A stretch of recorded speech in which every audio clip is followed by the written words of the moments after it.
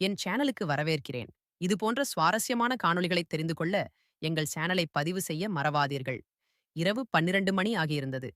தம்பி மெதுவாக என் அறைக்கதவை திறந்து நான் தூங்குவதை பார்த்து உள்ளே வந்து கதவை பூட்டினான். நான் தூங்குவது போல் நடித்துக் கொண்டிருந்தேன். அறையில் நாங்கள் இருவர் மட்டுமே இருந்தோம். என் தம்பி நடு இரவில் என் அறைக்கு ஏன் வந்தான் என்பது எனக்கு நன்றாக தெரியும். நானும் படுக்கையில் கண்ணை மூடிக்கொண்டு ஆழ்ந்த உறக்கத்தில் இருப்பது போல படுத்திருந்தேன். அதன் பிறகு தம்பி என்னுடன் என்ன செய்யப் போகிறான் என்பதும் எனக்கு தெரியும். ஆனால் நானும் அவனை தடுக்க முயற்சி செய்யவில்லை.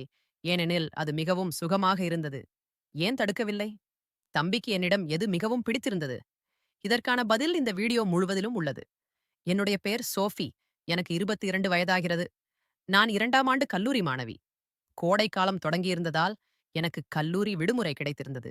வழக்கம் போல இன்றும் வீடு முழுவதும் சுத்தம் செய்த பிறகு நான் என் படுக்கையில் ஓய்வெடுத்துக் கொண்டிருந்தேன். களைப்பு மிகவும் அதிகமாக இருந்தது. என் உடல் முழுவதும் வலிப்பது போல் இருந்தது. நான் என் படுக்கையில் படுத்துக்கொண்டு ஓய்வெடுக்க முயற்சி செய்தேன். என் தலையை என் கைகளால் மசாஜ் செய்து கொண்டிருந்தேன். அப்போது என் சோர்வான குரலைக் கேட்டு என் தம்பி விக்கி பூட்டிய அறைக்குள் வந்து, "என்னாச்சாக்கா? உடம்பு சரியில்லையா?" என்று கேட்டான். நானும், "என்ன சொல்ல தம்பி? அம்மா எல்லா வேலைகளையும் என் தலையில் போட்டுவிட்டு போய்விடுகிறார்கள். கல்லூரி விடுமுறை வந்ததும் வீட்டின் அனைத்து பொறுப்புகளும் என் மீதுதான் விழுந்துவிட்டன. வேலைக்காரியும் விடுமுறையில் இருக்கிறாள். என்னால் இந்த வீட்டு வேலைகளைச் செய்ய முடியவில்லை" என்றேன். என் பேச்சைக் கேட்டு அவன் என் அருகில் அமர்ந்து, "என் அன்பான அக்கா, பரவாயில்லை. நான் இப்போது உங்களுக்கு பால் கொண்டு வருகிறேன். அதைக் குடித்தால் நிம்மதியாக உணர்வீர்கள்" என்றான். விக்கியின் பேச்சைக் கேட்டு நானும் சிரித்தேன். "நீ மட்டும் வெளியிலிருந்து சாப்பாடு வாங்கி வா. நான் சிறிது நேரம் தூங்குகிறேன்" என்றேன். அதன் பிறகு அவன் பால் கொண்டு வந்தான். அதைப் பார்த்ததும் எனக்கு அவன் மீது மிகவும் பாசம் வந்தது. உண்மையில் தங்களின் மீது இவ்வளவு அக்கறை கொண்ட சகோதரர்கள் உலகில் மிகக் குறைவானவர்களே. நானும் அவனுக்கு நிறைய ஆசீர்வாதங்களைக் கொடுத்தேன். அவன் கொண்டு வந்த பாலை குடிக்க ஆரம்பித்தேன். பால் குடித்த பிறகு நான் தலையணையை ஒரு ஓரமாக வைத்துவிட்டு படுத்தேன். "விக்கி, சரி, நான் உங்கள் தலையை மசாஜ் செய்து விடுகிறேன். நீங்கள் நிம்மதியாக தூங்குங்கள்" என்றான். அவன் என் தலைமாட்டில் அமர்ந்து தன் கைகளால் என் தலையை மசாஜ் செய்யத் தொடங்கினான். எனக்கு மெதுவாக நிம்மதி கிடைக்கத் தொடங்கியது. ஆழ்ந்த உறக்கத்தில் சென்றேன். எவ்வளவு மணி நேரம் நான் தூங்கினேன் என்று எனக்குத் தெரியவில்லை. அம்மாவின் குரல் கேட்டுத்தான் என் கண் விழிச்சு நான் பதறியடித்து எழுந்தேன். என் தலை மிகவும் கனமாக இருந்தது. கடிகாரத்தை பார்த்தபோது இரவு 10 மணி ஆகியிருந்தது. எனக்கு அதிர்ச்சியாக இருந்தது. அப்பா அலுவலகத்திலிருந்து திரும்பி வந்திருந்தார். ஒருவேளை களைப்பின் காரணமாக எனக்கு நேரம் தெரியாமல் போயிருக்கலாம். எழுந்தவுடன் 2 அடி நடந்ததும் எனக்கு தலை சுற்றல் ஏற்பட்டது. கண்களுக்கு முன் இருள் சூழ்ந்தது. சுவரின் ஆதரவை நான் பெற்றிருக்கிறாவிட்டால் நிச்சயமாக கீழே விழுந்திருப்பேன். வெளியே வந்தபோது சாப்பிடும் மேசையில் அனைவரும் எனக்காக காத்திருப்பதைக் கண்டேன். நான் சென்று நாற்காலியில் நிம்மதியாக அமர்ந்தேன். விக்கி என்னை பார்த்து என் தட்டில் சாப்பாடு போடத் தொடங்கினான். பிறகு அம்மாவிடம், "அம்மா, அக்கா மீது வேலைப் பளுவை கொஞ்சம் குறைத்துக் கொள்ளுங்கள். வேலைக்காரி வரவில்லை என்றால் அவளுக்கு பதிலாக வேறு ஒருவரை வேலைக்கு வையுங்கள். இவள் பாவம், நாள் முழுவதும் வேலை செய்து சோர்ந்து விட்டாள். பாருங்கள், நீங்களே அவளது முகம் வெளிறிவிட்டது" என்றான். என் நிலைமை உண்மையில் மோசமாகியிருந்தது. நான் மிகவும் சோர்வாக உணர்ந்தேன். அம்மாவும் அப்பாவும் இருவரும் வேலைக்குச் சென்றார்கள். ஏனெனில் அப்பாவின் வருமானத்தில் மட்டும் வீட்டை நடத்துவது கடினமாக இருந்தது. மேலும் எங்கள் படிப்புச் செலவுகளும் குறைவானது அல்ல. அதனால் அப்பா வேலை செய்யும் அதே நிறுவனத்தில் அம்மாவும் வேலை செய்தார்.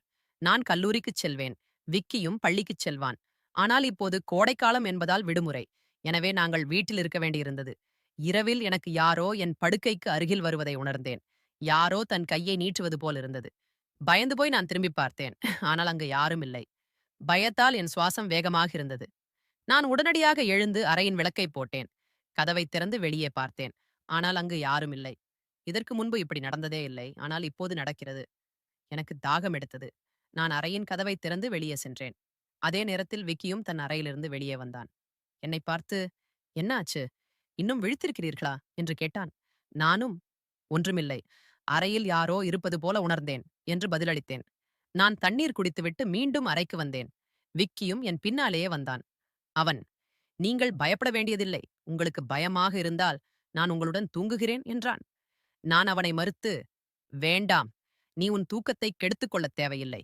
நீ உன் அறைக்குச் சென்று தூங்கு" என்றேன். ஆனால் அவன் பிடிவாதக்காரன். "உங்களை எந்த நிலையிலும் தனியாக விடமாட்டேன். உங்களுக்கு உடம்பு சரியில்லாமல் போகலாம்.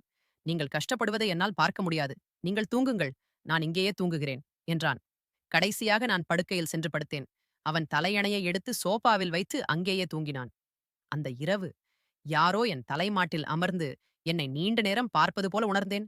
அவன் என் தலைமுடியை தடவி என் முகத்தை விரல்களால் தடவிக் கொண்டிருந்தான். நானும் நிம்மதியாக தூங்கினேன். இவையெல்லாம் எனக்கு ஒரு கனவு போல தோன்றியது. அடுத்த நாள் காலை எழுந்தபோது என் மனநிலை மிகவும் விசித்திரமாகவே இருந்தது. ஆனால் நான் என் தம்பியை கவனித்தபோது நானும் ஆச்சரியமடைந்தேன். இன்று அவன் கொஞ்சம் மகிழ்ச்சியாகவும் தெரிந்தான். ஆனால் அதன் காரணம் எனக்கு புரியவில்லை. நான் அவனிடம் கேட்டபோது, "உங்களைப் போன்ற ஒரு அக்கா கிடைத்தால் நான் ஏன் மகிழ்ச்சியாக இருக்க மாட்டேன்?" என்றான். வீட்டின் அனைத்து வேலைகளையும் முடித்துவிட்டு நான் அமர்ந்தபோது விக்கி எண்ணெய் பாட்டிலுடன் என் அருகில் வந்தான். "அக்கா, உங்கள் தலைமுடியை அவிழ்த்து விடுங்கள். நான் உங்கள் தலைக்கு மசாஜ் செய்து விடுகிறேன்" என்றான். அவனது செயல்கள் எனக்கு விசித்திரமாகவே இருந்தன. நானும், "இது உன் வேலை இல்லை. போய் உன் நண்பர்களுடன் விளையாடு. எனக்கு மசாஜ் செய்யத் தேவையில்லை" என்றேன். ஆனால் அவன் என் பேச்சை கேட்கவில்லை. என் தலைமுடியிலிருந்து கிளிப்பை எடுத்துவிட்டு, "பயப்பட வேண்டாம். அதிர்ஷ்டசாலிகளுக்குத்தான் இப்படி ஒரு சகோதரன் கிடைப்பான். உங்கள் தம்பி உங்கள் அழகான பட்டு போன்ற தலைமுடிக்கு மசாஜ் செய்யும்போது உங்களுக்கு என்ன பிரச்சனை இருக்க முடியும்? வாருங்கள், நான் உங்கள் தலைக்கு மசாஜ் செய்து விடுகிறேன். உங்களுக்கு மிகவும் நிம்மதி கிடைக்கும்" என்றான். அவன் என்னை தூக்கி அறைக்கு இழுத்துச் சென்றான். நானும் படுக்கையில் தலையணைய வைத்துக் கொண்டேன். என் தலைமுடி படுக்கையிலிருந்து கீழே தொங்கிக் கொண்டிருந்தது. அவன் என் தலைமாட்டில் அமர்ந்து என் தலைமுடிக்கு மசாஜ் செய்யத் தொடங்கினான். விக்கி என்னை விட 5 வயது சிறியவன். அவன், "நீங்கள் இவ்வளவு அழகானவர். உங்களை பார்த்தால் நீங்கள் எப்போதும் இப்படியே சிரித்துக்கொண்டே இருக்க வேண்டும் என்று தோன்றுகிறது. நான் உங்களை செல்லமாக பார்த்துக் கொள்வேன்" என்றான். அவன் என் தலைமுடிக்கு மசாஜ் செய்து கொண்டிருந்தான். அவனது கைகளில் ஏதோ ஒரு மாயாஜாலம் இருந்தது போல எனக்கு மிகவும் நன்றாக இருந்தது. நான் மெதுவாக தூக்கத்திற்குள் செல்லத் தொடங்கினேன். எண்ணெயின் வாசனையும் மிகவும் அருமையாக இருந்தது. நானும் அவனிடம், "இது என்ன எண்ணெய்?" என்று கேட்டேன். அவன், "இது மிகவும் சிறப்பான எண்ணெய். குறிப்பாக உங்களுக்காக, உங்கள் அழகான கூந்தலுக்காக இது தயாரிக்கப்பட்டது" என்றான். அவன் பேச்சுகள் மிகவும் அன்பாக இருந்தன. அவன் எந்த நோக்கத்தில் பேசுகிறான் என்று எனக்கு புரியவே இல்லை. எனினும் மசாஜ் செய்து கொண்டிருக்கும் போதே நானும் ஆழ்ந்த தூக்கத்தில் தூங்கிவிட்டேன். சிறிது நேரம் கழித்து என் கண் விழித்தபோது என் உடல் முழுவதும் வலியால் துடித்துக் கொண்டிருந்தது. என் கால்களின் மீது அதிக எடை வைக்கப்பட்டது போலிருந்தது. உடல் முழுவதும் வலி பரவியிருந்தது. நான் மெதுவாக எழுந்து அமர்ந்து சுற்றிப் பார்த்தேன். என் நிலை விசித்திரமாக இருந்தது. நான் என்னை கவனித்தபோது நான் முழுவதும் நனைந்திருப்பதைக் கண்டேன். யாரோ என்னை குளிப்பாட்டியது போல என் ஆடைகள் நனைந்திருந்தன. மின் விசிறி அணைக்கப்பட்டிருந்தது. அறையில் வெப்பமாக இருந்தது. இவையெல்லாம் என்ன நடக்கிறது? நான் மிகவும் சிரமப்பட்டு படுக்கையிலிருந்து எழுந்தேன். எனக்கு தலை சுற்றல் வந்தது. நடப்பது கடினமாகவே இருந்தது. என் நிலையை என்னால் புரிந்து கொள்ள முடியவில்லை. நான் தூங்கவில்லை. ஆனால் ஏதோ ஒரு கடினமான வேலை செய்தது போல ஏன் உணர்ந்தேன்? மிகவும் சிரமப்பட்டு நடந்து நான் குளியலறைக்குச் சென்று குளித்தேன். என் நிலையை கவனித்தபோது என் உடல் முழுவதும் சோர்வால் நொறுங்கியது போலிருந்தது. நான் அறையிலிருந்து வெளியே வந்தபோது யாரோ பேசுவது போன்ற மெல்லிய குரல்கள் எனக்குக் கேட்டன. யாரோ ஒருவருடன் பேசிக் கொண்டிருப்பது போல் இருந்தது. வீட்டில் நானும் விக்கியும் தவிர வேறு யாரும் இல்லை. அப்படியென்றால் அவன் யாருடன் பேசிக் கொண்டிருந்தான்? நான் முதலில் சமையலறையில் தண்ணீர் குடிக்கச் சென்றேன். ஆனால் அப்போது அந்த மெல்லிய குரல் நின்றுவிட்டது. நான் சமையலறை கதவுக்கு அருகில் நின்றபோது யாரோ வரவேற்பறையிலிருந்து வெளியே வருவதைப் பார்த்தேன். அவனது கையில் நிறைய பணம் இருந்தது. அதைப் பார்த்து அவன் சிரித்துக் கொண்டிருந்தான். இதைக் கண்டு என் நெற்றியில் சுருக்கம் விழுந்தது. அடுத்த நொடி அவன் என் மீது பார்வையைப் போட்டான். என்னைப் பார்த்து, "அக்கா, நீங்கள் எழுந்துவிட்டீர்களா?" என்றான். நானும் மெதுவாக அவனது அருகில் சென்றேன். அவன் பதறிப்போய் பணத்தை தன் சட்டைப் பைக்குள் போடத் தொடங்கினான். ஆனால் நான் அவனது கையை பிடித்து பணத்தை வெளியில் எடுத்து, "இவ்வளவு பணம் உனக்கு எங்கிருந்து வந்தது?" என்று கேட்டேன். அவன் தலையை குனிந்தான். மெதுவாக, "தயவுசெய்து அப்பாவிடம் சொல்லாதீர்கள்" என்றான். அவன் ஏன் இந்த பணத்தை அப்பாவிடம் கொடுக்கவில்லை என்று எனக்கு ஆச்சரியமாக இருந்தது. நான் கடுமையாக கேட்டபோது அவனும் பயந்துவிட்டான். "இந்த பணத்தை அப்பாவின் ஒரு நண்பர் பல வருடங்களுக்கு முன்பு வாங்கிய கடனுக்காக திருப்பிக் கொடுத்தார். நான் இதிலிருந்து ஒரு மொபைல் வாங்கலாம் என்று நினைத்தேன்" என்றான். நான் அவனைத் திட்டி, "ஆம், நீ நன்றாகச் செய்தாய். வீட்டின் நிலைமை எவ்வளவு மோசமாக உள்ளது பார். நம் பெற்றோர்கள் இருவரும் வேலை செய்கிறார்கள். நீ மொபைல் வாங்குவதைப் பற்றி பேசுகிறாய்" என்றேன். அவனும் வெட்கப்பட்டான். அந்த இரவே நான் அந்த பணத்தை அப்பாவிடம் கொடுத்துவிட்டேன். அந்த இரவு விக்கி என்னிடம் எதுவும் பேசவில்லை. சீக்கிரம் தூங்கச் சென்றான். அடுத்த நாள் நான் சமையலறையில் வேலை செய்து கொண்டிருந்தபோது விக்கி தன் நண்பர்களுடன் வீட்டிற்குள் நுழைந்தான். அவன் தன் நண்பர்களை நேராக வரவேற்பறைக்கு அழைத்து வந்தது எனக்கு ஆச்சரியமாக இருந்தது. அப்போது நான் துப்பட்டாவை எடுத்து வைத்துவிட்டு பாத்திரங்களை கழுவிக் கொண்டிருந்தேன். அவர்கள் அனைவரும் சிரித்துக்கொண்டே உள்ளே வந்ததும் நான் உடனடியாக துப்பட்டாவை அணிந்து கொண்டேன். நான் அவனிடம், "இது என்ன முறை? உனக்கே தெரியும். இப்போது அப்பா அம்மா வீட்டில் இல்லை. அப்படியிருந்தும் இவர்களை வீட்டிற்கு அழைத்து வந்திருக்கிறாய்" என்று புரிய வைக்க முயற்சித்தேன். விக்கி கோபமாக, "இது என் வீடு. உங்களுக்கு என் மீது அக்கறை இல்லாத போது நான் ஏன் உங்கள் மீது அக்கறை கொள்ள வேண்டும்? நல்ல சாப்பாடு தயார் செய்யுங்கள். இவர்கள் என் மிகவும் நெருங்கிய நண்பர்கள்" என்றான். அவன் என் மீது மிகவும் கோபமாக இருப்பது போல் இருந்தது. ஆனால் இப்போது நான் என்ன செய்வது? சாப்பாடு சமைக்கத்தான் வேண்டும். நான் அவனது நண்பர்களுக்காக சாப்பாடு சமைக்கத் தொடங்கினேன். அப்போது அவன், "சாப்பாடு பரிமாறவும் நீங்களேதான் வர வேண்டும்" என்றான். விக்கியின் இந்த அணுகுமுறை எனக்கு ஆச்சரியமாக இருந்தது. ஒரு சிறிய விஷயத்திற்காக அவன் இவ்வளவு எப்படி மாற முடியும்? சாப்பாட்டை மேசையில் வைத்தேன். அவனது நண்பர்கள் என்னை திரும்ப திரும்ப பார்ப்பதைக் கண்டேன். அவர்கள் அனைவரும் விக்கியின் வயதை விட பெரியவர்களாக தோன்றினார்கள். மேலும் அவர்கள் என்னை விசித்திரமான முறையிலும் பார்த்தார்கள். என்னை விழுங்கி விடுவார்கள் போல நான் பயந்து போய் என் அறைக்குச் சென்று கதவை பூட்டிக் கொண்டேன். நான் அவர்கள் அனைவரும் சென்றதும் விக்கி மீது கோபப்பட்டு, "மீண்டும் இந்த நண்பர்கள் இந்த வீட்டிற்கு வரக்கூடாது" என்றேன். ஆனால் அவன் அடுத்த நொடி என் கன்னங்களை பிடித்து, "இவ்வளவு கோபம் எங்கிருந்து வருகிறது? அவர்கள் மீண்டும் வரமாட்டார்கள். ஆனால் இதைப் பற்றி அப்பா அம்மாவிடம் எதுவும் சொல்லக்கூடாது" என்றான். விக்கியின் இந்த நடத்தை என்னை குழப்பமடையச் செய்தது. அவன் சில நேரங்களில் பாசம் காட்டுவான், சில நேரங்களில் எரிச்சலடைவான். எதுவாக இருந்தாலும் நான் ஒப்புக்கொண்டு என் அறைக்குச் சென்றேன். விக்கியின் செயல்கள் நாளுக்கு நாள் விசித்திரமாகவே தோன்றின. அந்த நாளில் நான் என் அறையில் ஓய்வெடுத்து படுத்தபோது திடீரென்று என் கால்களில் யாரோ கை வைத்தது போல உணர்ந்தேன். நான் திடுக்கிட்டு கண்ணை திறந்து பார்த்தபோது விக்கி என் கால்களை தன் மடியில் வைத்து மசாஜ் செய்து கொண்டிருந்தான். நான் உடனடியாக அவனை, "அப்படி செய்யக்கூடாது" என்றேன். ஆனால் அவன், "நான் செய்வதைச் செய்ய விடுங்கள். இந்த வீட்டில் நான் ஒருவன்தான் உங்கள் மீது இவ்வளவு அக்கறை கொண்டவன்.